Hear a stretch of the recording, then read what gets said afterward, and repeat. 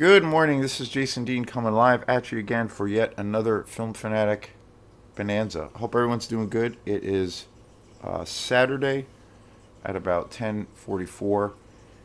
Another spring day here in 2023. Pretty mild day for the most part. So yeah, I want to thank everybody for checking out this channel. And it's always cool. People comment when folks comment on the videos, and I love having discussions about these great films. Try and always mix things up. I did a show yesterday of all things Evil Dead.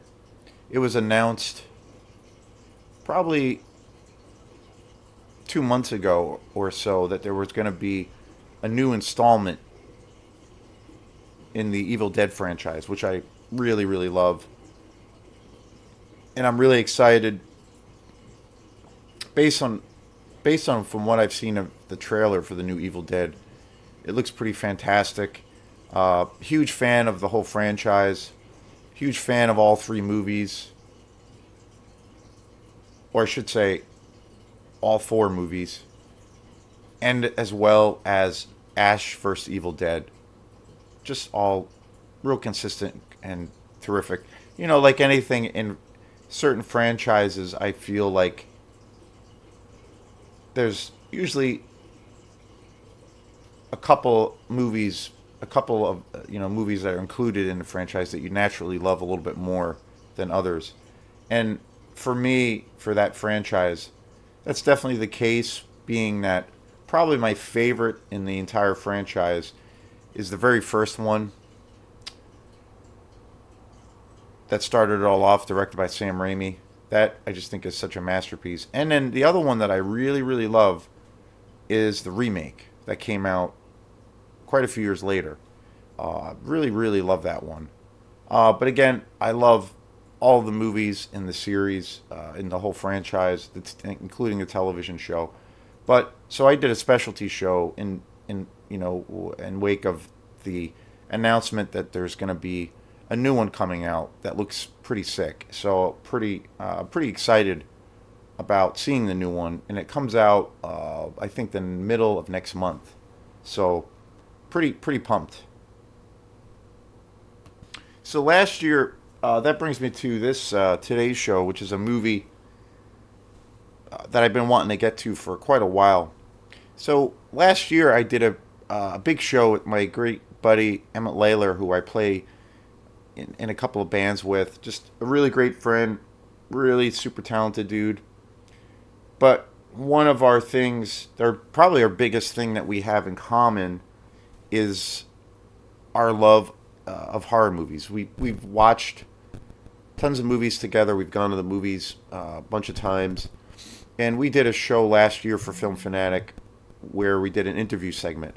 I've talked a lot about the interview segments being probably my favorite thing to do on this channel.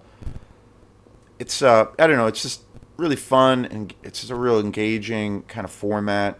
I love hearing other people's perspective, and I've done quite a few other interview segments where I've worked with people who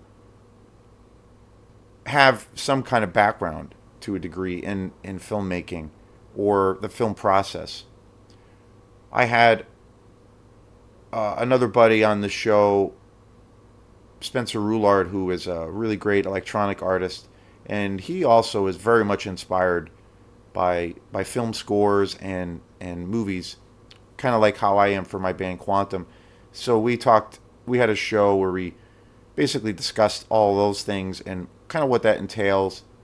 I also had a guest, Kaylee Anderson, who was on the show, and she actually is the manager of Flagship Cinema here in Thomaston, Maine, which is really one of the only last theaters around. And we talked all about what that's like running a theater, during a pandemic situation, and also competing with all of the streaming platforms, which was great. And then I had a friend, my friend Sean Russell, really great friend of mine, who had or has lots of experience composing music for documentaries and movies. So that was a really great show. And then I had Ray Leone on the show, another friend who had some experience acting in the indie horror world.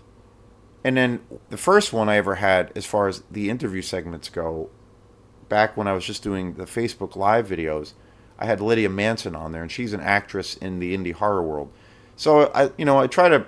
That's the thing I love mostly about that format is just bringing people, trying to bring people on the show that have some kind of connection to the film industry, whether they're actively working in it to some capacity or not.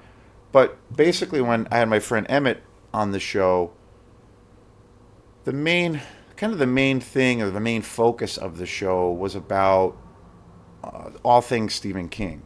He's a Stephen King aficionado. He knows everything, all the ins and outs of Stephen King's work.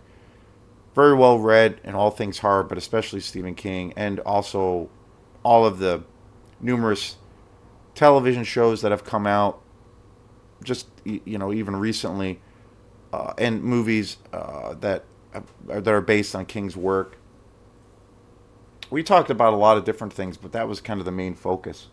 I also have a pretty big love for some of King's work, so it was great. So this show is about a Stephen King adaptation, and that is The Dead Zone. I love this movie to death. This was directed by David Cronenberg. This is one. This is actually one of my favorite David Cronenberg films. Also, I also feel like it's an example of one of the best film adaptations of a book.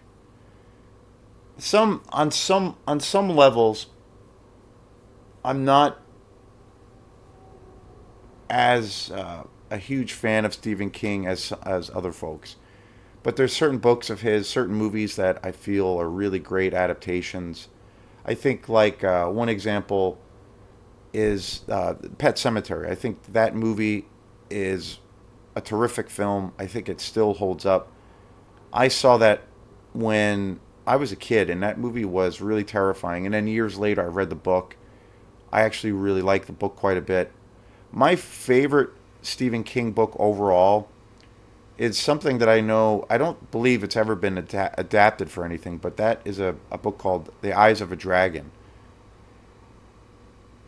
That story and the way,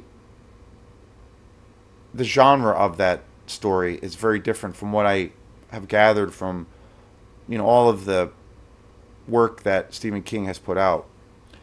That's more of a fantasy. The Eyes of a Dragon is more of a fantasy based kind of story. It has lots of Tolkien aspects, but as far as I know, that's overall my favorite book of his work. But and I'm surprised that hasn't been adapted. That would be really interesting to see if that could ever get adapted to some kind of live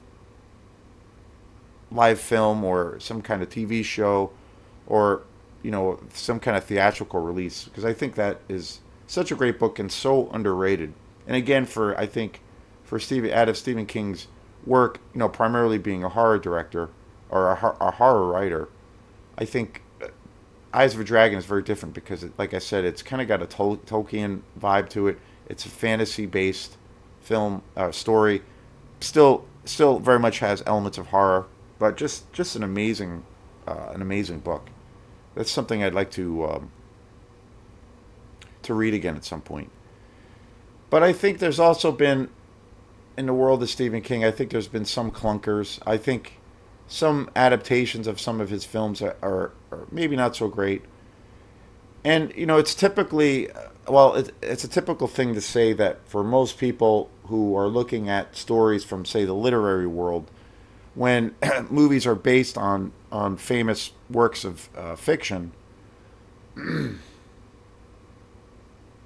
that usually the film adaptation is not as good as the book. That's a typical thing. And you hear that a lot of times when certain films that come out and they're based on maybe a very popular novel or whatnot, and people will say, well, it's not quite as good as the original or the source material.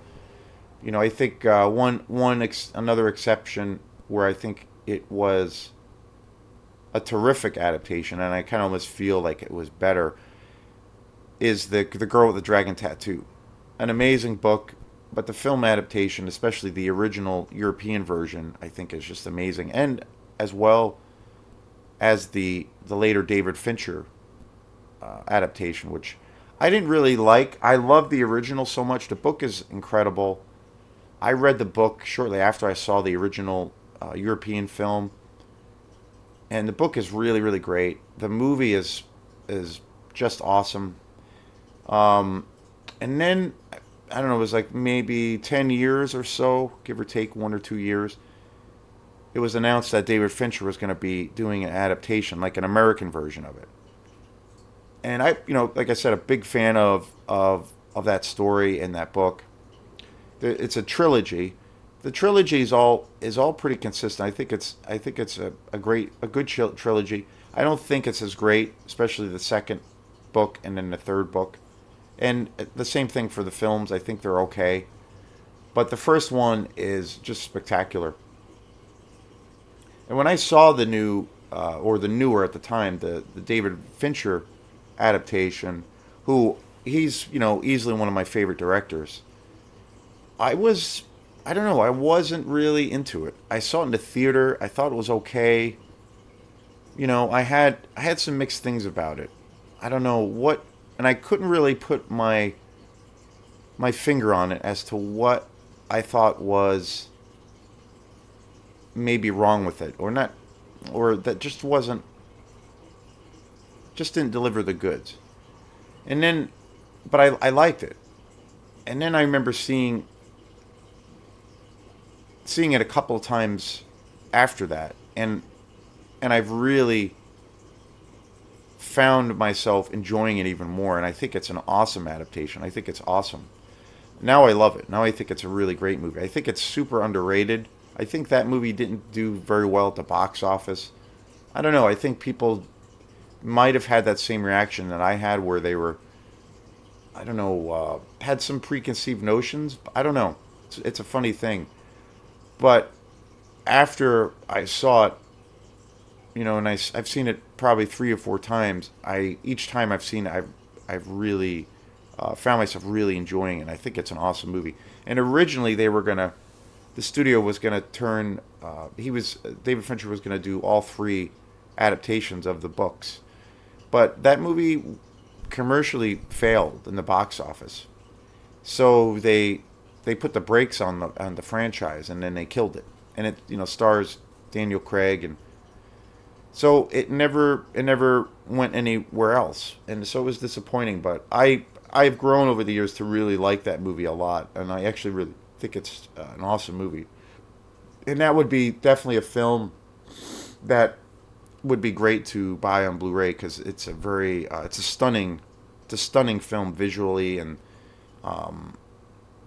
definitely it would be a great experience to see on Blu-ray or 4K. But my favorite, getting back to Stephen King, my favorite adaptation, which I think is the rare, it's pretty rare when it happens, but I think when Stanley Kubrick adapted the screenplay, or adapted the story from Stephen King's The Shining, and made the movie, the infamous movie with Jack Nicholson, I think that for me that's an example of where the movie is completely superior to the source material, completely superior to the book.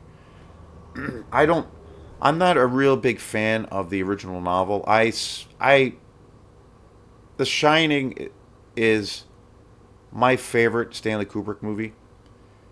I'm going to do a show on some Stanley Kubrick movies here at some point. I need to do that because, after all, he's my favorite director of all time. I did a show on Stanley Kubrick last year. So he's, easily my favorite director of all time. And I have to say that The Shining is probably my favorite movie of in his of all of his movies. But I think The Shining, that was a movie I grew up watching a bunch of times as a kid, and I have like numerous copies of that on DVD. I've seen that movie a bazillion times. Every time I see it, it still freaks me out and scares me. It's such a haunting film. But I remember when I first saw it, I saw it a bunch of times as a kid, and then I was in college when I read the book, when I read the source material, the original book, and I never really liked the book. I always thought there was a lot of excessive fat to a degree in the story, and I felt like what Kubrick did was just, I mean, Kubrick was a genius, but I thought his method of how he wanted to craft that story for the film was a work of genius.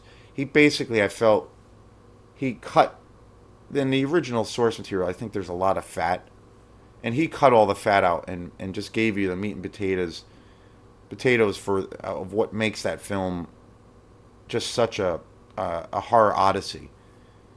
And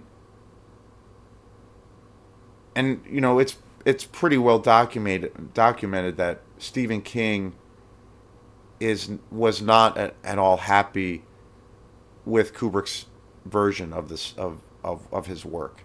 But I think that is an example of where Kubrick made something that was superior compared to the original source material. Just amazing. And I know years later, Stephen King made an adaptation that was essentially, I believe, was a TV movie of where he said, "Well, this is the definitive version of my vision and of my work, The Shining," and it was essentially a TV movie, and it's kind of terrible. I think it's literally shot for shot. You know, the entire narrative is exactly like the book, and it's kind of silly and it's kind of goofy, especially the first two acts.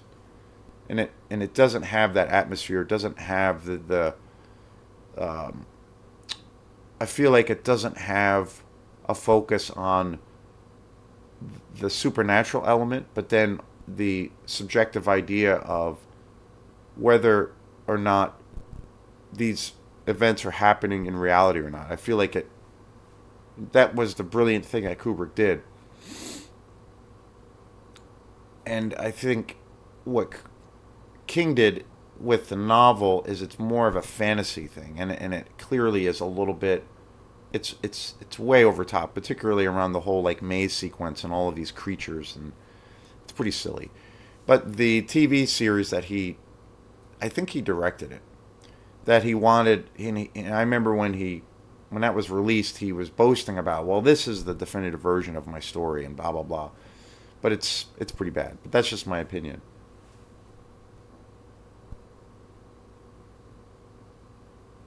And along with The Shining, I feel like this adaptation that was directed by David Cronenberg of The Dead Zone, I feel like this is superior to the source material.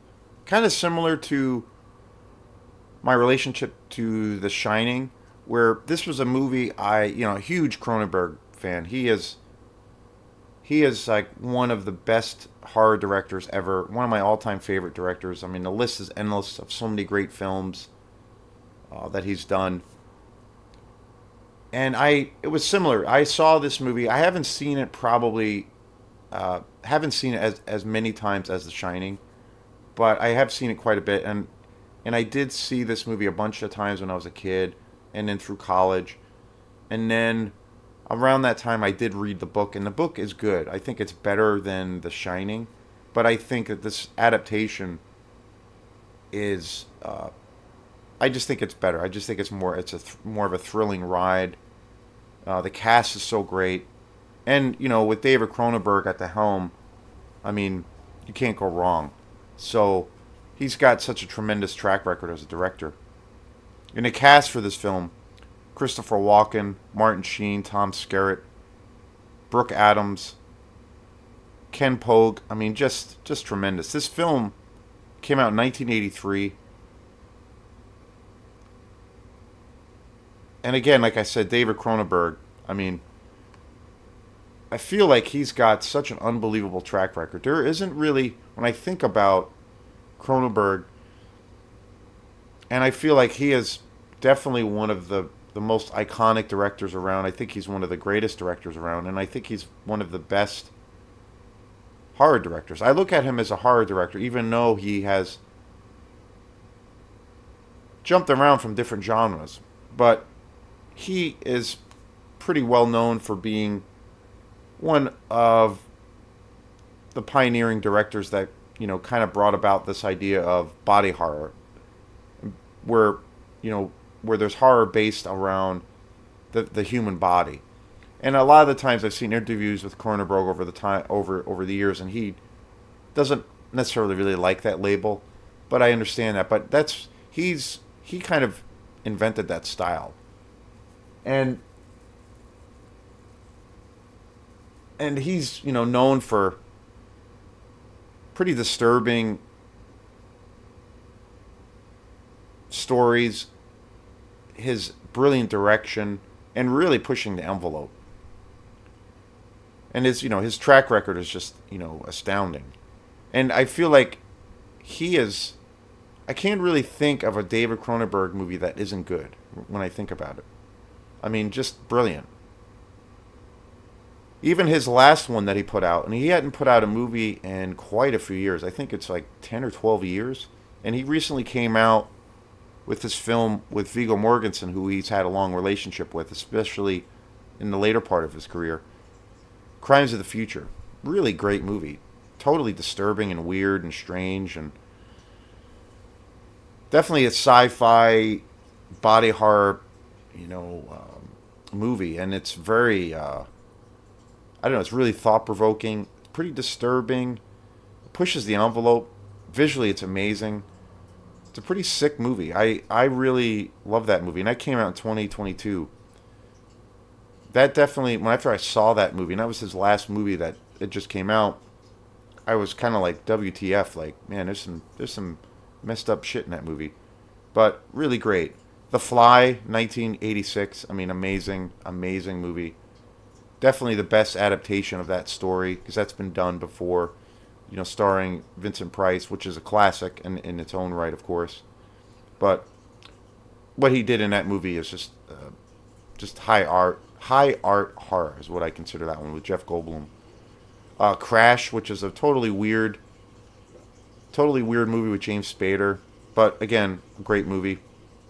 And Scanners, which Scanners might be my favorite Cronenberg film. That came out in 1981. Just such an awesome movie. A History of Violence with Viggo Mortensen in 2005. Awesome movie. Videodrome in 1983. Killer movie. Eastern Promises. Another film with Viggo Mortensen. That came out in 2007. Existence in 1999. Really great sci-fi movie. Pretty wacky and just out there, but really great. Another one that is, I think, one of his best movies is Dead Ringers. Such an awesome movie. That's a movie I really want to see again. I haven't seen that in years. And that's a really disturbing movie. That came out in 1988. Naked Lunch. Just such a great movie. 1991.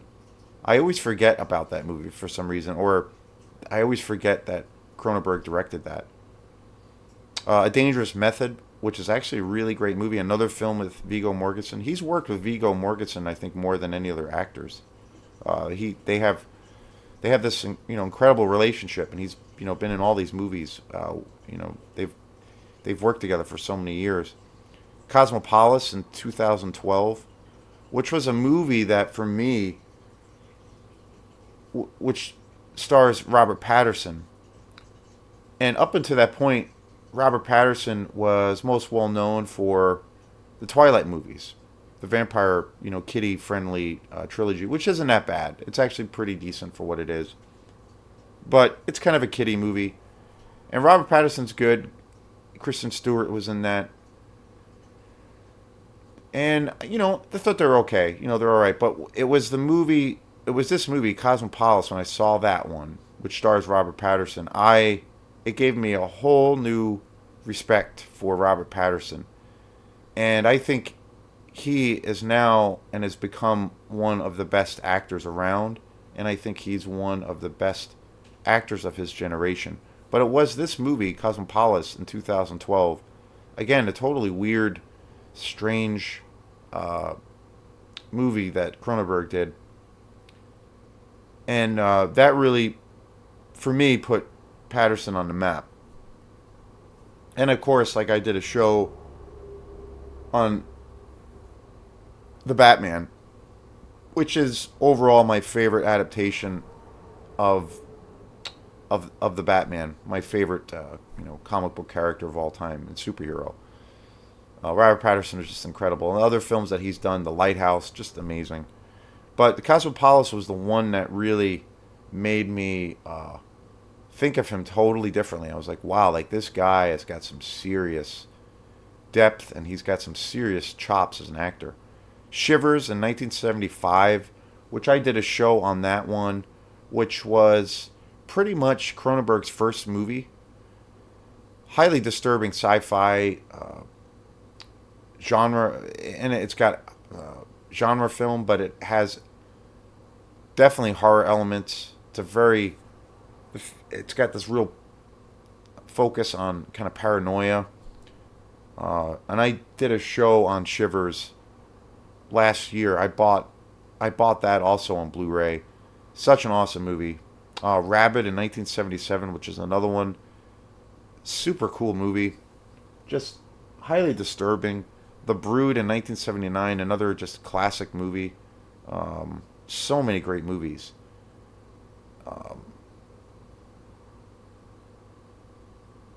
Maps to the Stars, which is a really interesting movie, and it's very different. It's kind of a departure for Cronenberg, but a really cool movie. Spider with Ray Fiennes, really great movie. Another one that I feel is pretty underrated. And Cronenberg's also been an actor. He's also been in quite a few films. He was in Nightbreed. He's awesome in that. He was in Jason X, which is actually great, and he's awesome in it. And so I've been a huge Cronenberg fan for so long, and I feel like this is definitely one of his best. The whole story, or this kind of the general synopsis of this movie, is it's centered on Christopher Walken's character who gets in this car accident, and when he's in it, and then it follows his long journey back to recovery, where it's like a near fatal car crash accident. He pretty much dies, but he develops these like psychic powers. Like he develops this telekinesis, where he starts having visions of the future. So, and he gets these like headaches, and he's able to see the future and predict things that are going to be happening way in the future, and then also in the immediate future. Just such an awesome movie, and with his abilities, he gets thrown into this whole big, basically this whole kind of conspiratorial thing that happens with Charlie Sheen's character, who is a politician, and he realizes his nefarious plan, and just such an awesome movie. And this Blu-ray collection that I bought this, I think I bought this 2 years ago, is so awesome. The transfer of this film on Blu-ray is just spectacular. Pretty cool slipcover. It's got hours of special features. It's all remastered, Blu-ray 4K. All kinds of great interviews. There's so many great interviews on here, and one of the cool things too is you realize all the people that Cronenberg has on his crew. From the costume designers, Howard Shore has done all of the film score work on all of his films, and he's a Canadian filmmaker, and he's had the same crew pretty much for decades as a filmmaker, from the 70s to right up until Crimes of the Future. which came out last year. And that's one of the things that you get from the special features is, the sense of loyalty and how all the people really love working with Cronenberg and how they they really look up to him as a true visionary in the world of filmmakers, and I totally agree with that. But he essentially works with this. He's worked with the same crew like since like Shivers. Just amazing, and he has the same way of operating all the time. And I again, like, just reading through those titles,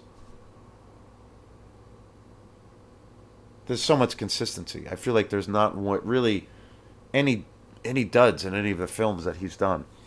And to see that he puts out the last movie he put out, Crimes of the Future, and he's getting up there in age, and that he still has that fire as a director, and he's still willing to push the envelope is really inspiring. And I feel like I've been a huge Christopher Walken fan for years.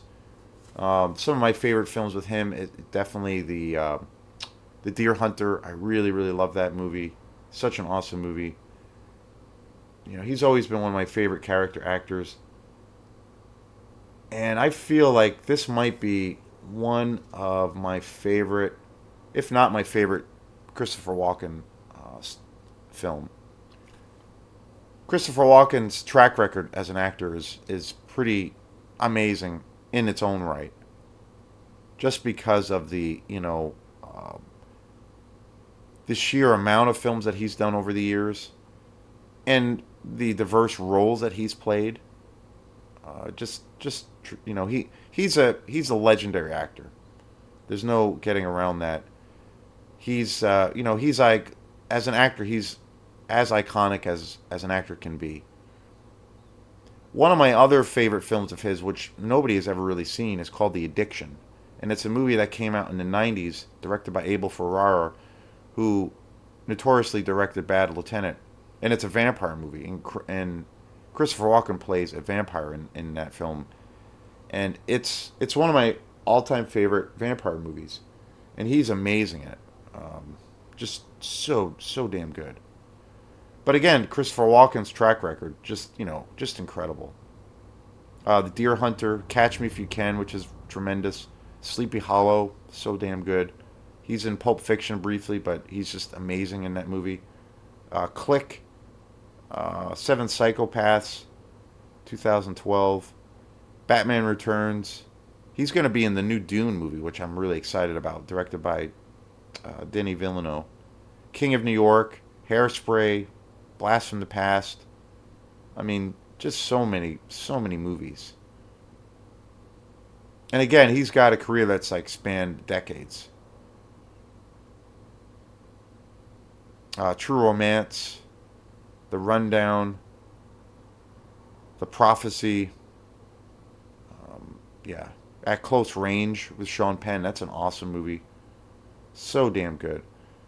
And Martin Sheen this is for me too one of my favorite roles for Martin Sheen, who again, another iconic actor. Just a tremendous actor. My favorite film that Martin Sheen was in is probably this movie called Badlands, that also stars Sissy Spacek, and it's a Terrence Malick movie, and it's essentially a western, but such an awesome movie. It's brutal as all hell. And obviously, Apocalypse Now is another one. I did a big show on Apocalypse Now a few months ago. Just amazing, and he is such a, his role in that film is just monumental. And again, his track record for all the movies he's been in is just unbelievable. Apocalypse Now, like I said, he's been in TV shows. The West Wing probably being his most popular. The Departed, Badlands, 1973, like I said, directed by Terrence Malick, which is just such an amazing movie. He was also in Catch Me If You Can. Just a tremendous actor. And so I would say that this movie, as far as adaptations of Stephen King's work, this